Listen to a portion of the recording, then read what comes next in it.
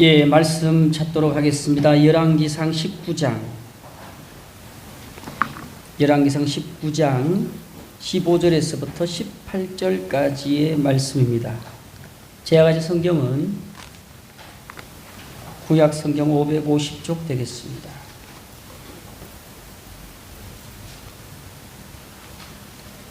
제가 읽도록 하겠습니다. 여호와께서 그에게 이르시되 너는 내 길을 돌이켜 광야를 통하여 다메섹에 가서 이르거든 하사엘에게 기름을 부어 아람의 왕이 되게 하고 너는 또 님시의 아들 예후에게 기름을 부어 이스라엘의 왕이 되게 하고 또 아벨 무홀라 사밧의 아들 엘리사에게 기름을 부어 너를 대신하여 선지자가 되게 하라. 하사엘의 칼을 피하는 자를 예후가 죽일 것이요 예후의 칼을 피하는 자를 엘리사가 죽이리라. 그러나 내가 이스라엘 가운데에 7,000명을 남기리니 다 바알에게 무릎을 꿇지 아니하고 다 바알에게 입맞추지 아니한 자니라. 아멘. 예, 오늘 함께 예배드리는 여러분들을 진심으로 환영하고 축복합니다. 날씨가 무덥습니다. 건강에 유의하시길 바라고요. 수요일이면 처서라고 합니다.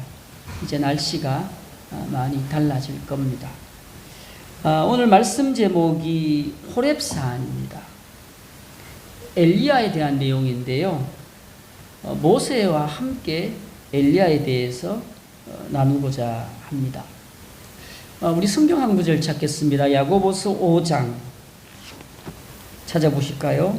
야고보서 5장. 야고보서는 히브리서 뒤에 있습니다.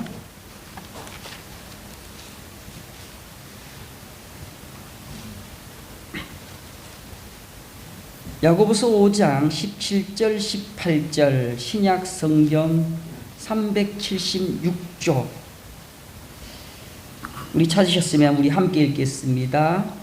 엘리야는 우리와 성정이 같은 사람이로되 그가 비가 오지 않기를 간절히 기도한 적 3년 6개월 동안 땅에 비가 오지 아니하고 다시 기도하니 하늘이 비를 주고 땅이 열매를 맺었느니라. 아멘.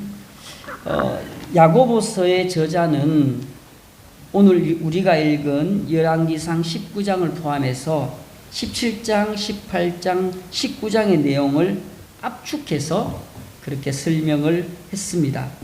그리고 엘리야라는 분이 아주 비범한 능력을 가졌다라고 기록하고 있습니다.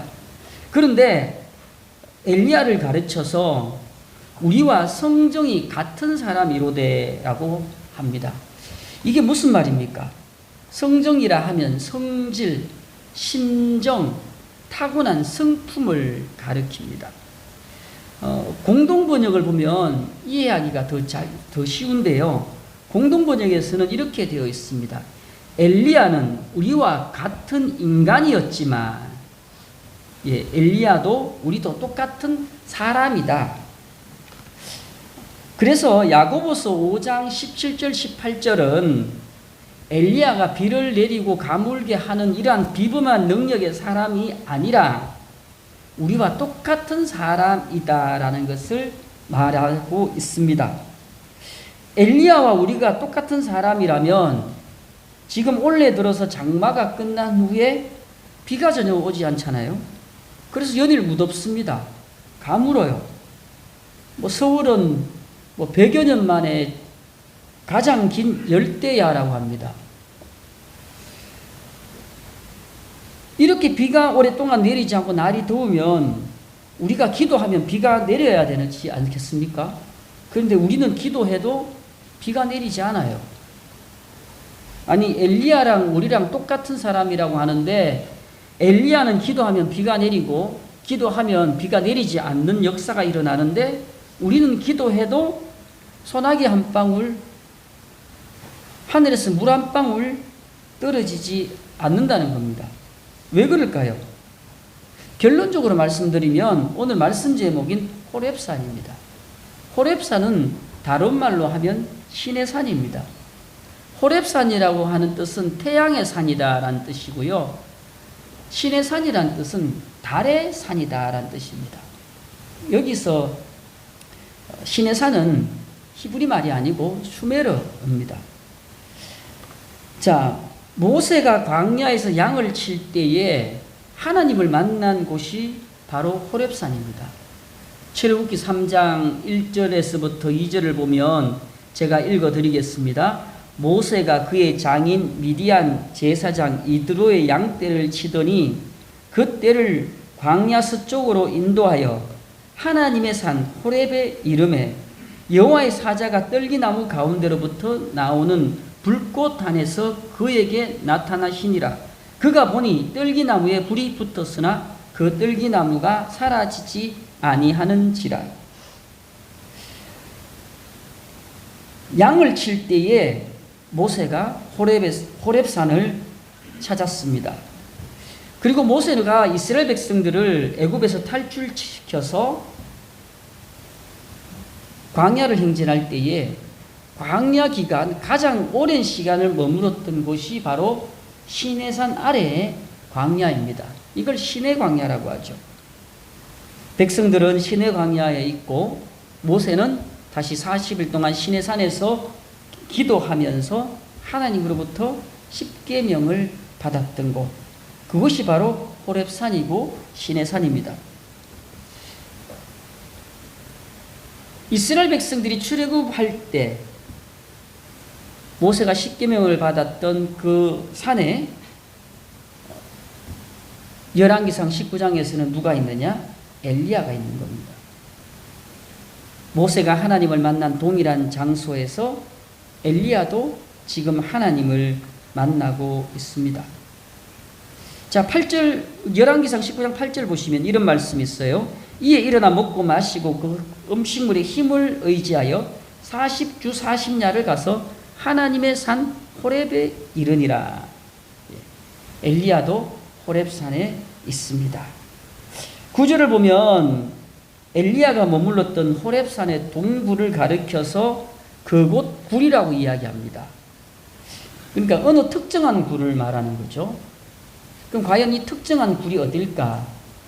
아주 옛날에 800여 년 전에 모세가 기도하면서 십계명을 받았던 바로 그 동굴이다 라고 그렇게 해석을 합니다. 출애굽기 3장에서 모세가 하나님을 만났을 때와 똑같은 장소인 호렙에서 엘리야가 하나님을 만났을 때랑은 시간적 차이가 800년이라는 시간적 차이가 있습니다. 그러나 상황은 같고요. 장소도 같습니다.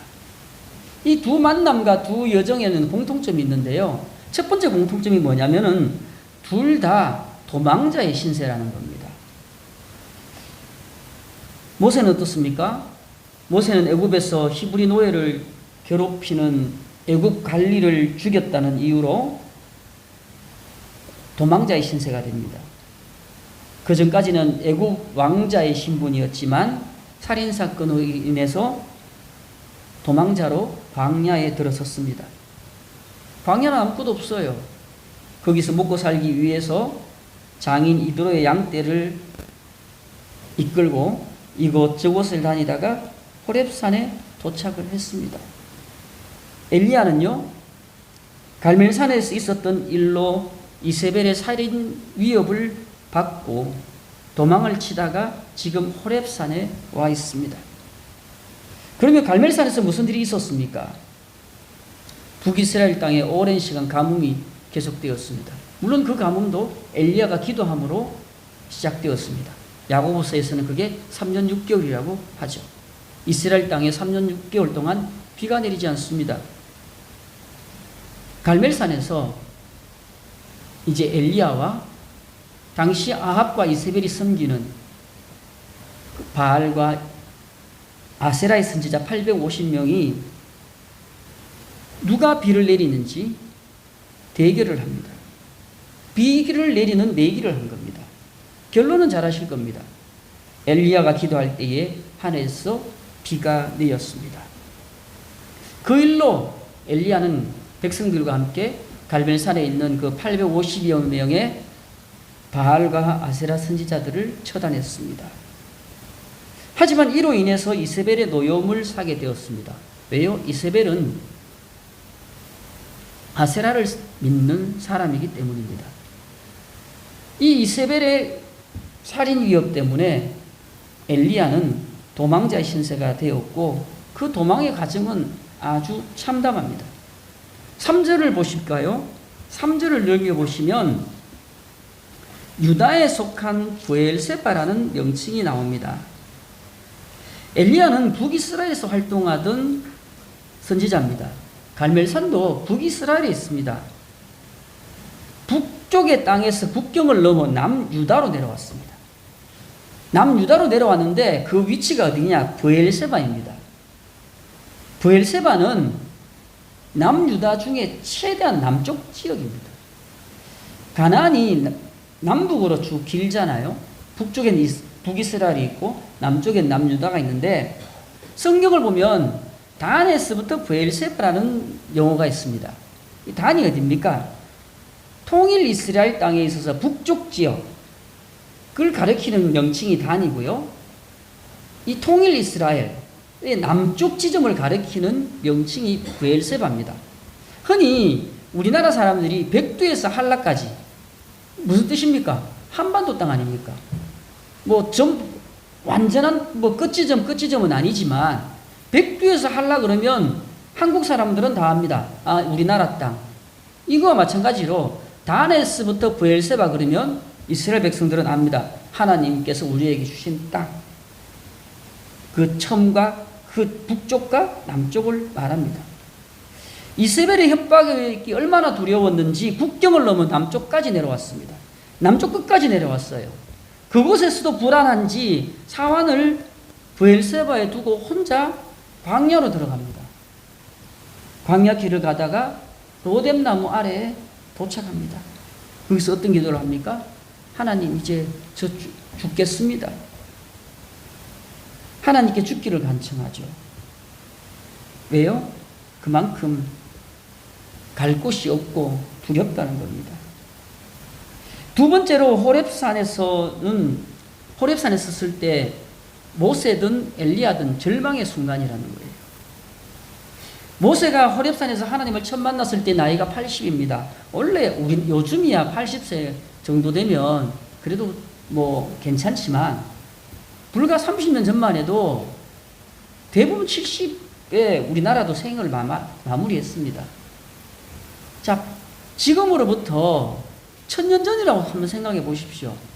80살은 대단히 오래 사신 거죠. 이제 하나님 나라 갈 날이 얼마 안 남았어요.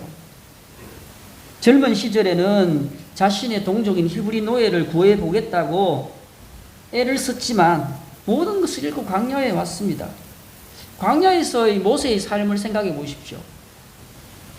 하루하루 살아가는 모세를 한번 생각해 보십시오. 아마 애굽으로 무척 돌아가려고 애를 썼을 것입니다. 왜요? 자기의 동족을 구해야 되기 때문에. 애굽으로 돌아가야지, 빨리 가야지, 이 생각을 하루하루 하다가 40년이라는 시간이 지나버렸어요. 젊을 때 패기는 없고요. 모든 꿈은 사라졌고 이제 인생을 마무리해야 될 그 시점에 왔습니다. 엘리야도 마찬가지입니다. 이스벨의 살해 위협으로 인해서 국경을 넘은 남쪽 끝까지 내려와서 이제 광야로 들어와서 헤매다가 도착한 곳이 호렙산입니다. 더 이상 숨을 곳이 없어요. 두렵습니다. 이 문제가 자기의 의지대로 되지 않습니다. 두려움과 공포와 절망 속에서 엘리야는 호렙산에 왔습니다. 세 번째, 그 절망이 하나님을 만나게 했습니다. 제가 앞에서 출애굽기 3장 2절을 읽어드렸습니다. 여호와의 사자가 떨기나무 가운데로부터 나오는 불꽃 안에서 그에게 나타나시니라. 열왕기상 19장 13절 보시면 엘리야가 듣고 겉옷으로 얼굴을 가리고 12절 보시겠습니다. 12절 보시면 또 지진 후에 불이 있으나 불 가운데서 여호와께서 계시지 아니하더니 불 후에 뭐가 났습니까? 세미한 소리가 있는지라. 하나님의 임재가 있는 거예요. 그런데 왜 엘리야는 얼굴을 가렸을까요? 죄인인 인간이 하나님을 보면 죽기 때문입니다. 성경에 보면 베레스 우사라는 사람이 있습니다. 원래 이름은 우사입니다. 이 사람은 제사장입니다. 다윗이 법궤를 옮기는데 법궤를 마차에 실어서 끌고 갑니다. 마차를 몰던 사람이 베레스 우사예요. 그런데 갑자기 마차가 흔들리는 거예요. 수레가 흔들려서 법궤가 바닥에 떨어질 것 같은 거예요. 이 우사라는 젊은 제사장이 법궤를 붙잡았습니다. 붙잡는 순간 죽어버렸어요. 하나님 잔인하지 않습니까? 여긴 잔인하다의 문제가 아니고요. 죄인된 사람은 하나님을 배울 수 없다는 걸 이야기하는 겁니다. 하나님의 성전에는 성소와 지성소가 있습니다.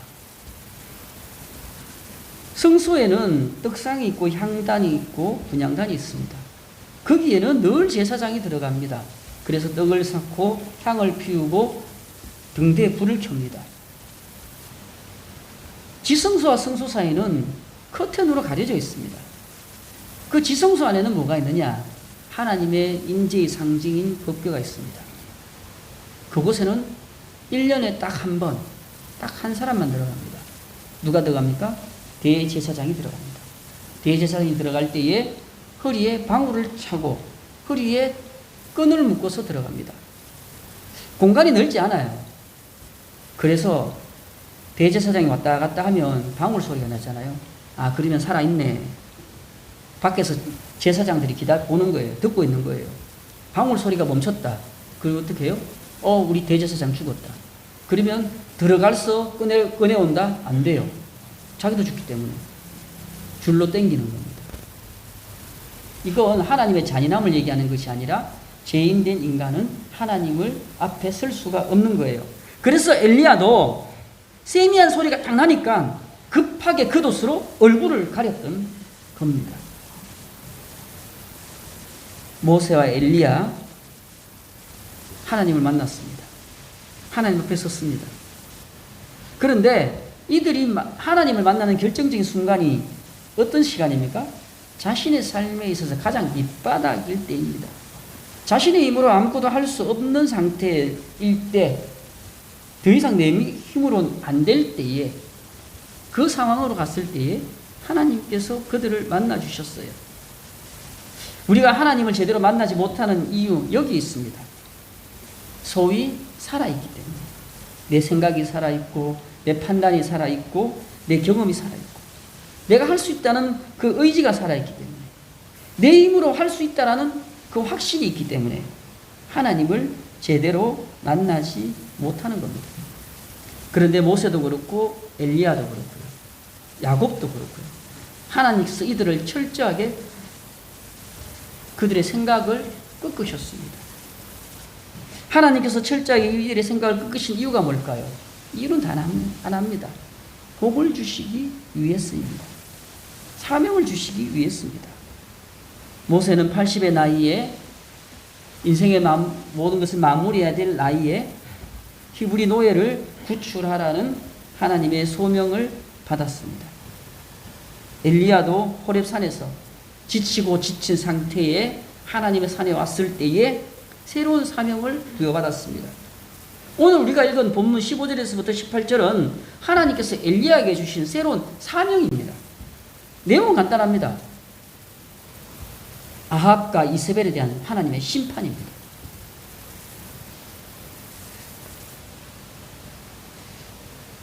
이찬순 목사님 설교를 간혹 듣습니다. 수요일마다 내가 차량 운행하면서 권사님들한테 틀어드립니다. 같이 듣습니다. 차량 운행하면 딱 한 편을 들을 수 있어요. 이찬수 목사님이 자주 사용하는 가족 이야기가 있습니다.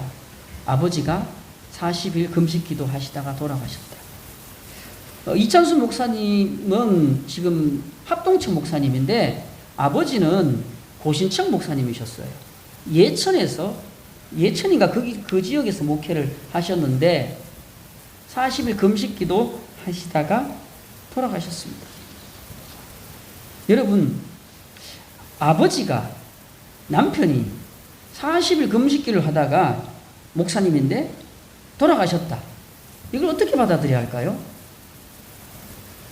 이건 뭐 누가 생각을 해봐도 인간적으로는 최악의 경우입니다. 절망입니다.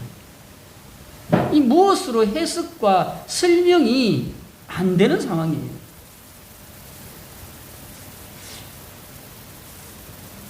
그런데 그러한 절망이 새로운 희망으로 피었습니다. 이창순 목사님 늘 설교해 보면 그런 부분들을 얘기해요. 내가 이렇게 목회, 본인 자랑은 하지 않지만, 아버지의 그 흘리신 피와 땀방울이 때문이다. 모세, 엘리야도 마찬가지입니다. 절망의 순간에 하나님께서 이들을 새로운 희망으로 이끄셨습니다. 야곱도 마찬가지입니다. 야곱은 하나님을 몇 번 만났습니다. 처음 만났을 때에 그가 외삼촌 집으로 도망갈 때에 한참 도망을 가다가 해가 졌습니다. 돌베개를 하고 모닥불을 피워놓고 잠을 잡니다. 그때 꿈속에서 하늘과 땅이 사다리로 연결되어 있고 하나님의 천사가 올라갔다 내려갔다 하는 것을 보게 됩니다. 처음 하나님을 경험했어요. 그리고 결정적으로 하나님을 경험했을 때가 언제입니까? 약복강가입니다. 삼촌 집에 더 이상 살지 못해서 모든 짐 챙겨서 이제 고향으로 옵니다. 고향으로 오려고 하니까 형이 칼을 빼들고 기다리고 있습니다. 죽인다고. 돌아가자니 갈 수도 없습니다. 왜요? 외삼촌하고도 좋게 헤어진 게 아니거든요. 갈 수도 없어요. 앞으로 가자니 죽고 뒤로 가자니 죽는 상황입니다. 그러한 절망적인 상황 속에서 야곱도 하나님을 만났습니다. 여러분, 여러분의 삶 중에 지금 내 상황이 절망적이라면, 고통 속에 있다면 지금이 하나님의 때인 줄로 믿으시기 바랍니다. 영화 쇼생크 탈출을 보면 모건 프리먼이라는 흑인 배우가 나옵니다. 여기서는 이 사람이 10대 후반대에 살인사건이 연루됐는지 하여튼 종신형을 선고받고 감옥에 들어옵니다. 20년인가 30년이 지나서 가석방 심사를 받습니다. 첫 번째 심사에서 심사관들이 이렇게 얘기합니다. 사회에 복귀할 준비가 되어 있습니까? 모건 프리먼은 이렇게 얘기합니다. 저는 준비가 다 되어 있습니다. 여기서 20년 동안 나의 죄를 반성하고 다시는 그런 짓을 안 지려고 확실합니다. 이제 사회에 가서 정말 사회 구성원으로서 잘 살겠습니까? 잘 살겠습니다. 보내주시면 정말 실망시키지 않겠습니다. 모건 프리먼은 가석방에서 떨어집니다. 그리고 10년 뒤에 두 번째 가석방 심사를 받습니다. 또 묻습니다. 사회에 복귀할 준비가 되어 있습니까? 모건 프리먼은 이렇게 얘기합니다. 모르겠다. 결론은 모르겠다고 합니다. 준비가 되어 있는지 모르겠다는 겁니다. 완전히 힘이 빠진 거예요. 그때에 가석방이 됩니다. 절망이 희망으로 바뀌어가는 거예요. 왜 하나님은 살아계시냐고 하는 줄 아십니까? 절망을 희망으로 바꾸어 가기 때문에. 결론을 맺겠습니다. 하나님은 복을 주시는 분이십니다. 그런데 두 번째, 하나님은 하나님의 방법으로 우리에게 복을 주십니다. 근데 우리는 끊임없이 우리 방식으로 복을 받으려고 해요. 앞에서 말씀드렸던 것처럼 절망의 순간이 하나님을 만나는 시간입니다. 내 힘으로 안 될 때가 하나님이 일하실 때예요.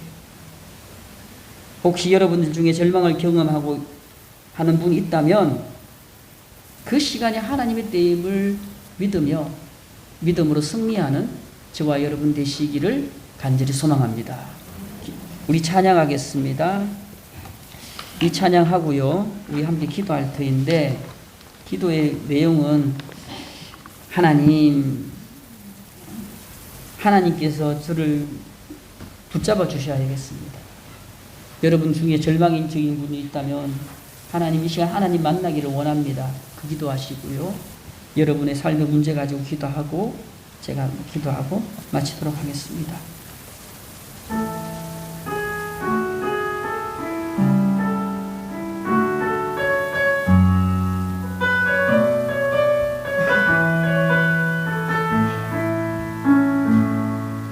내게 허락하신 시련을 통해 나의 믿음 더욱 강하게 자라나고 험한 산과 골짜기 지난 동안 주께서 가까이 나를 이끄시네.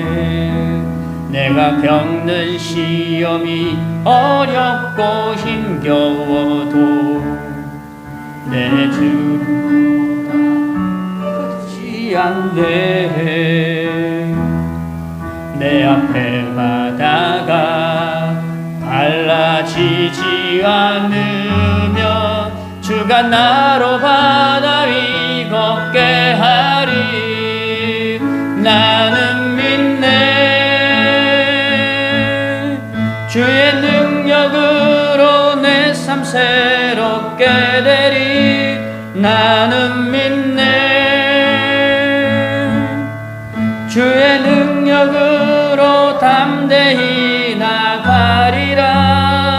주와 함께 싸워 승리하리라. 날마다 믿음으로 나 살아가리. 시간 주여 한번 외친 후에 우리 함께 기도하겠습니다. 주여, 아버지 하나님의 은혜를 감사드립니다. 하나님의 때를 기다립니다. 하나님의 시간을 기다립니다. 하나님 이 시간 함께하여 주시옵소서. 성령의 기름 부음으로 우리 삶을 채우시옵소서. 하나님, 주의 백성들 중에 절망 가운데 있는 주의 귀한 성도들이 있습니다. 하나님, 절망 가운데 낙심하지 않게 하여 주시고, 하나님 그 시간 가운데 하나님을 만나며 하나님의 손을 붙잡는 은혜가 있게 하여 주시옵소서. 하나님, 엘리야는 우리와 성령과 같은 사람이라고 합니다. 하나님, 우리가 기도할 때도 하나님의 역사가 펼쳐지게 하여 주시옵소서. 늘 엘리야처럼 주님과 동행하며 주님과 함께하는 믿음의 삶을 살게 하여 주시옵소서. 주 여호와의 크고 놀라우신 권능으로 이 시간 함께하여 주시옵소서. 교회 모든 여정 가운데 주님 인도하시고 복의 복을 더하여 주시옵소서. 우리 개인적인 모든 삶 가운데서도 은혜 내려 주시옵소서. 아버지,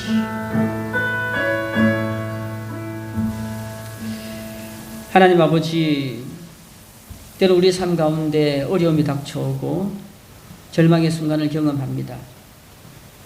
생각지도 않은 고통으로 방황합니다. 하나님, 인간의 생각으로는 이해할 수 없는 시간들이지만 그러한 시간을 통하여 주님께로 나아가는 믿음의 귀한 백성들 되게 하시고 하나님의 만남을 경험하는 역사가 있게 하옵소서. 하나님, 우리는 부족합니다. 늘 넘어집니다. 때론 처한 환경 속에서 좌절합니다. 그럴 때마다 주님 의지하게 하시고 주님 붙잡고 늘 승리하는 주의 귀한 성도들, 그러한 교회 되게 하옵소서. 예수님 이름으로 기도드립니다. 아멘. 찬송가 487장입니다.